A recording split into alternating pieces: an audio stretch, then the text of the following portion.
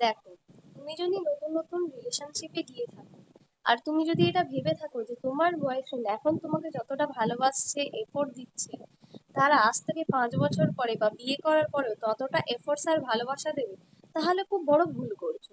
তুমি হয়তো ভাবছো আমি যার সাথে আছি সে ওরকম নয়, বাট আদতেও ওরকম কিছু হয় না। প্রত্যেকটা ছেলেই একই রকম হয়, ম্যান উইল বি ম্যান। টাইমের সাথে সাথে তারা পরিবর্তন হয়ে যায়। কোনো ছেলেই তার গার্লফ্রেন্ডকে ঠিক প্রথম দিন যতটা ভালোবাসতো শেষ পর্যন্ত অত ভালোবাসে না ভাই।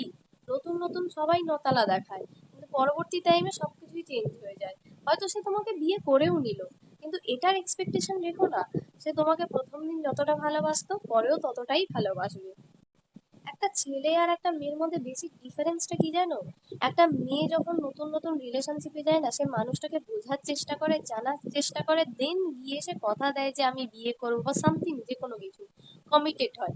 কিন্তু একটা ছেলে যখন নতুন নতুন রিলেশনশিপে আছে তখন ভাই তার ভালোবাসা মাউন্ট এভারেস্ট পর্বত শৃঙ্গে থাকে, কিন্তু ওই ভালোবাসাটায় মারিয়ানা খাতে গিয়ে নামতে বেশিক্ষণ টাইম লাগে না। বুঝতে পেরেছো? এটাই হচ্ছে ছেলে আর মেয়ের মধ্যে বেসিক ডিফারেন্স।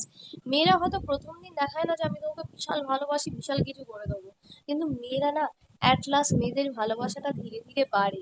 এবং যখন মেয়েদের ভালোবাসাটা বেড়ে যায় তখন না ছেলেটা পাত্তা দেয় না, বিকজ ছেলেটার তো লাইফে অনেক কিছু অ্যাচিভ করা হয়ে গেছে। ও তো বুঝে গেছে যে লাইফে সবকিছু পেয়ে গেছে, তাই ওর আর কিছু চাই না।